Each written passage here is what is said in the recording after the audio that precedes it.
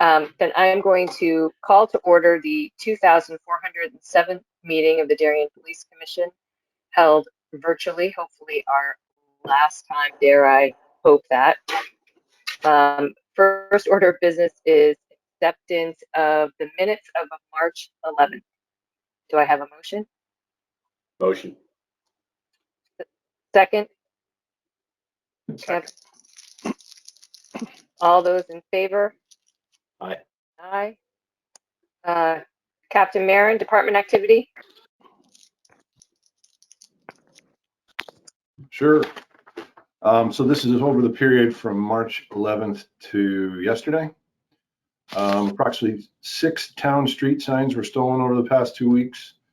On March 13th, a 28-year-old Stanford man was arrested for DWI after his vehicle was observed swerving on Ledge Road at approximately 11:30 p.m.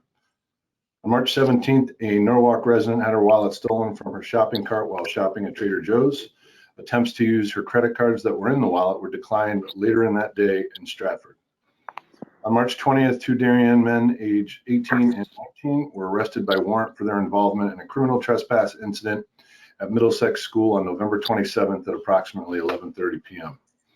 March 22nd, a 25-year-old Stanford man was arrested by warrant for burglary and larceny charges for his involvement in stolen checks incident from Woodway Country Club in December of last year. And on March 23rd, a 23-year-old Queens, New York man was arrested by warrant for his involvement in a motor vehicle burglary and a larceny that occurred in the parking lot of Country Club of Darien in January of this year. March 23rd, a member of Woodway Country Club had his wallet stolen from an unlocked locker. On March 26th, officers Kalahesi, Errett, and Vigil were dispatched to an address in Wilton regarding a female who had barricaded herself, was possibly armed, was intoxicated, and suicidal. These 3 officers are hostage negotiators on the Southwest Regional Emergency Response Team. After several hours, the Darien officers were able to remove the female from the structure she was in and got her the help that she needed. March 27th, a 60-year-old Darien man was arrested for his role in a domestic violence incident. This past week, the training division began recertification training in the use of taser deployment, baton use, vehicle pursuit policy, felony traffic stops, and had a question and answer session regarding the police accountability bill with the state attorneys from Stanford Superior Court. The entire department will have completed this training by April 5th. In this time period, we had 32 overnight car burglaries of unlocked cars, 4 attempts of vehicles burglaries in which the cars were actually locked, and 3 stolen cars which were left unlocked with the keys in them. We had 16 more vehicle accidents, 2 of which involved minor injuries of bicyclists. One of the incidents took place on Brookside Road and Prospect Ave when a vehicle turning onto Prospect failed to yield to a southbound bicyclist. The other incident occurred on Hollow Tree Ridge Road when a 12-year-old bicyclist exited the driveway of Middlesex School without stopping and collided with a vehicle traveling north. And that should cover it. I'll just make one comment. I think some of the country clubs have been targets recently. I know maybe over the past few months with unlocked vehicles and maybe their members leaving valuables in cars. I did speak with 2 managers at clubs here in town, encouraging them to, in their, I think their summer opening or whatever letter, they're going to remind their members to keep their cars locked and to keep valuables out of sight. So if anybody else on the commission, if we know, I'll share those clubs with you offline, but if we know other members of clubs that we can have them reach out to their manager, I think that would be a good thing for them to do.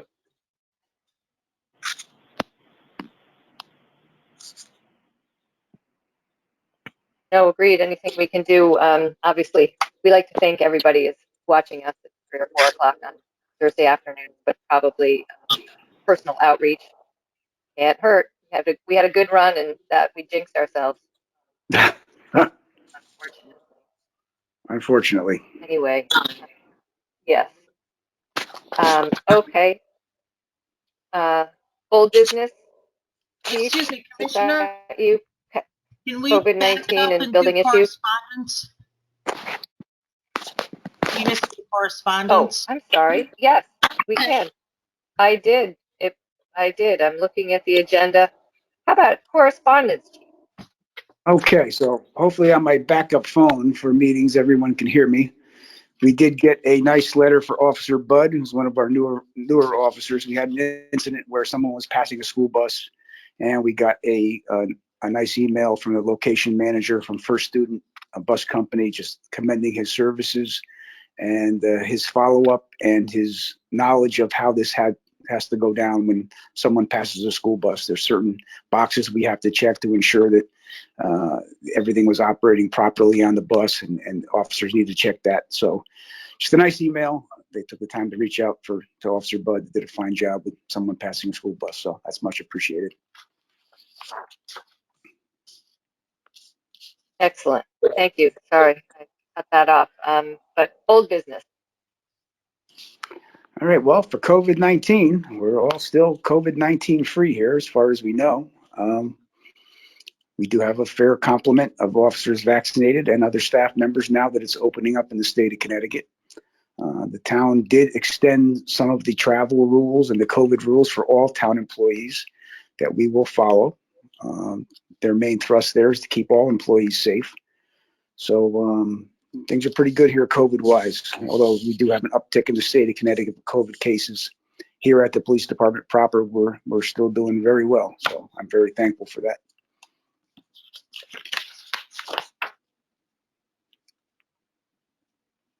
Building issues. Hope that's the same. We're still working through some of the OSHA things from their audit, but we're in good shape.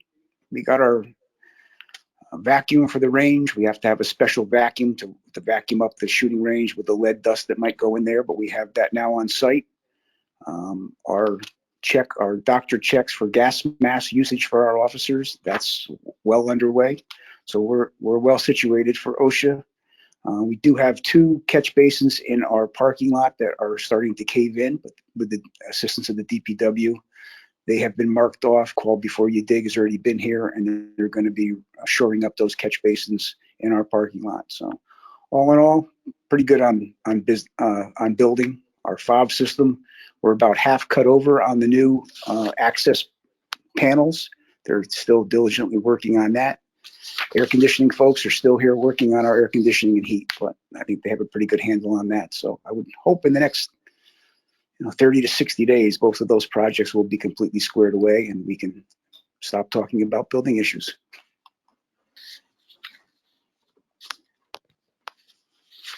Okay. All good. No other old business, new business, Darien road race. So we asked, the chief and I had a couple of offline discussions, and Charlotte and I have been emailing back and forth about some proposed details of this year's event. It seems like it's changed on the fly a couple of times, but I'll let Charlotte kind of go into the background of it and what they hope to get approved. Sure. Thank you all for having me today. I appreciate it.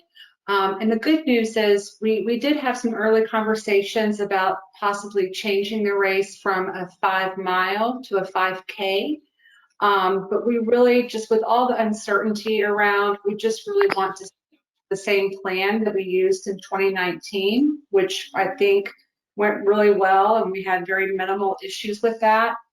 And so there'll be no changes to the race course itself or the length of the race. So all that is set. We will not do, well, let me tell you the measures we're taking for COVID, and hopefully we'll be in a better place by September, but we will be offering a virtual option for runners. If they would feel safer to not come to Pear Tree Point, they can run their own race, for the 5 miles. So that will be offered. We will not have water cups, the open where we have volunteers pouring water into cups. We'll just use the small water bottles that are self-sealed. There will be no open food. We'll only offer bananas and individually wrapped granola bars. Photography will be 6 feet distance. There will be no on-site day of registration for the race, because that obviously people tend to kind of congregate waiting in line. We will add social distancing reminder signs to our signage inventory. If needed, we will definitely be able to offer a staggered start time. And the race director unfortunately had a conflict and he couldn't join me today, so I don't know the in-depth details of the staggered start times, but they have been doing races throughout Connecticut following these guidelines. And certainly I can provide you guys with additional information on that if we're still in that situation come September, but obviously before September, I could provide that information. Runners will be required to wear a mask until they hear the starting gun go off and they're starting to run. And then all event staff and volunteers will wear a mask at all times. We will have hand sanitizing stations around the venue. Runners will be encouraged to leave the finish area as soon as possible. We will stream live the results. Typically, we have had an award ceremony after the fact, and so we will not be doing that. And I think that's the gist of kind of the measures we are ready to take if needed for the race in September. Do you guys have any questions? I'll just make a comment. I think that's very well thought out, and thank you for the presentation. How many people typically go to this event? I think it is a terrific event. Are you expecting the same number this year, or is it too early to tell?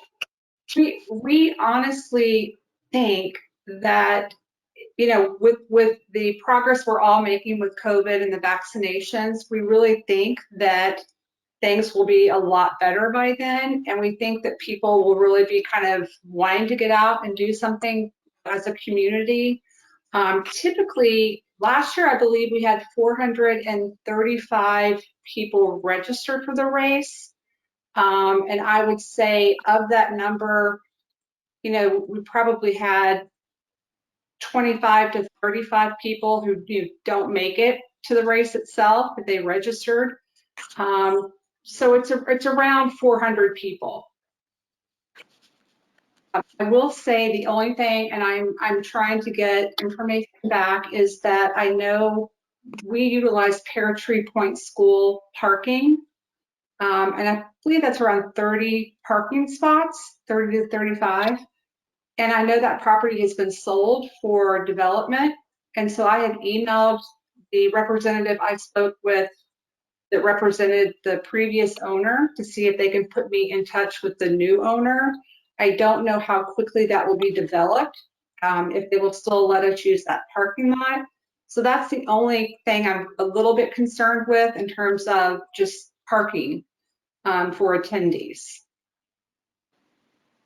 Maybe some of you know, I don't know yet about the property. Thanks. Yep. Any other questions? Hopefully there's some. The staggered start, I assume, is not material to managing and the time that the race takes, and it will still be. It's not half-hour staggered starts. It's 10 minutes or something, so that it's Correct. still within largely within the same time frame that it will be executed. Correct. And it's my understanding. Oh, I'm sorry. Sorry. It's just my understanding. No, that's okay. Go ahead. If you do the staggered, the runners, when they register, will have to pick, incremental start time that they'll report to the finish line. So it'll be part of the sign-up process.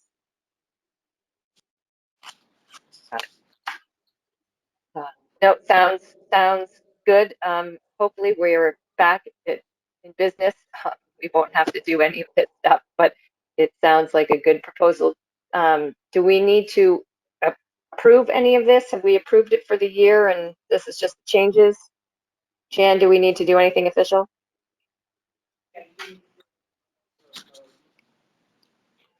You're on mute. Yeah, you really should do a vote to approve it.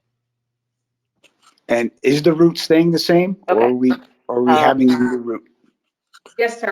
It's the same. Okay. So just to review, Charlotte, everything route-wise will be identical to 2019. You're correct. And basically, all your new additions and provisions seem to be COVID-related restrictions at this point. Correct. And is there a rain date? No. No rain date, okay. Okay. And I forget, I know I And have it in the just so email, I can, but what was the date we're looking at?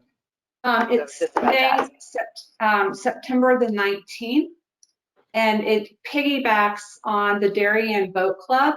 They have their lobster dinner the night before. And we share the tent, the rental of the tent. well, I will move that we approve the Darien Road Race as laid out by this presentation, scheduled to take place September 19th, 2021. Second. Second, any Thank you. further discussion? All those in favor? Thank you. Thank you.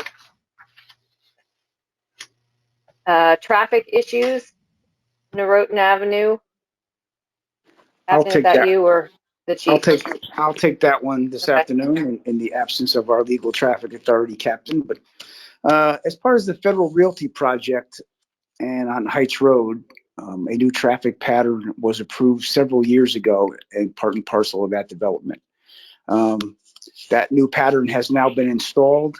If I could rewind back a couple weeks, I wish I would have had that notification from the developer that the new painting was going to be done. That way we could have had a public announcement of that before it happened. We still are going to try to get that out early next week because it does change the traffic pattern a little bit. If you're coming southbound on Norotan Avenue, whereas in the past you had to turn right onto Heights Road, and that now you can go straight from both of those lanes on Norotan Avenue at Heights Road. And when you get to Ledge Road, you can also continue to go straight now, where in the past it was a dedicated left onto Ledge. Now it's a shared left and straight. So it's going to cause some traffic confusion until folks get used to this new traffic pattern. At least 25 years ago is when the existing pattern or the previous pattern was put into play. Traffic engineers at that time thought that was the best scenario for that area. Now traffic engineers, fast forward 25 years later, think what they've installed now is safer and more efficient for moving traffic. So we will get a public announcement out there with a diagram. I even hope to try to get some drone footage of traveling southbound on Norotan Avenue through that area to give a pictorial representation of what it is. And we just want to advise people, and I'm going to have our local press kind of announce it as well, just to use a little extra care going through that area until everybody gets used to this new traffic pattern. So I think all in all, it will be better, but it'll be a little bit of a learning curve there. Yeah, I was going to say it may indeed end up to be safer, but for people who have been driving that road for the last 25 years and right on red, you Right. understand where the traffic is and isn't. Right. That there will definitely be a hopefully we will get everybody up to speed before there's a fender bender, but that's a little. I think that is a change. We're going to try to squeeze a variable message board sign up there. I don't know where we can actually squeeze it in, just as a reminder to folks to just pay a little more attention going through there until everybody gets used to it. Yeah, That's agreed. Okay. Interested to see it. Okay. Autism patches on the uniforms for the month of. Yeah, this is same as last year. I would recommend to the police commission that we do approve the wearing of the autism awareness patches for the month of April.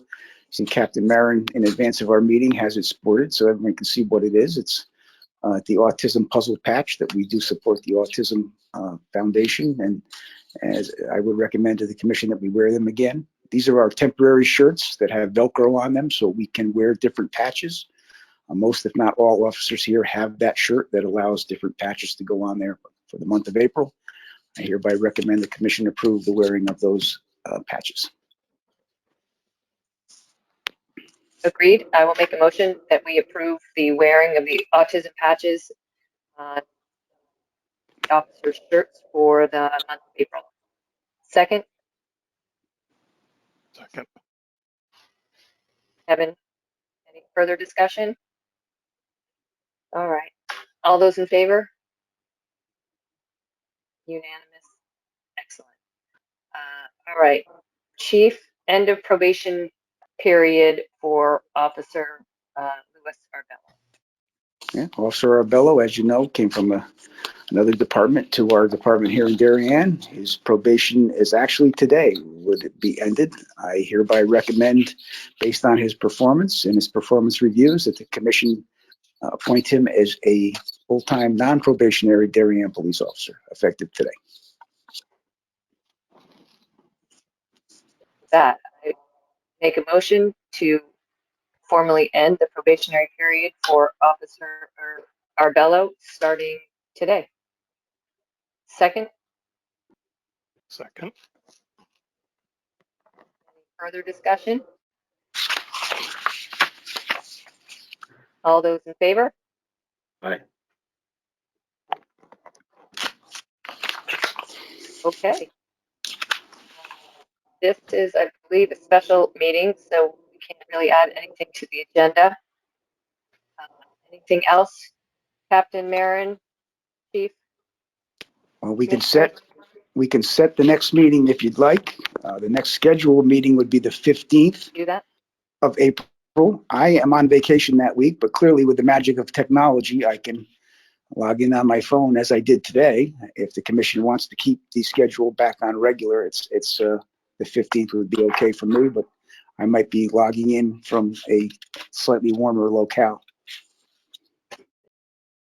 I hope you are, but I don't want to interrupt your vacation. Brent, Kevin, any opinion on whether the 15th or the next week? Kim, I'm out the next week. Okay, so then Chief, you lose. I'm used to it. I say we The 15th is not an issue. keep for it me. the 15th at 4 o'clock. Okay, That works. so that is Thursday, the 15th at 4 p.m. Everything good? Okay. Well, not a record, but less than half hour, pretty good. Anything else before we sign off? I think I'm good. All right, everybody, have a Yeah. nice weekend. Thank You're you all very welcome. much. Take care. Take care. Okay, happy Easter, everybody. Thank you. Peace. Yeah, you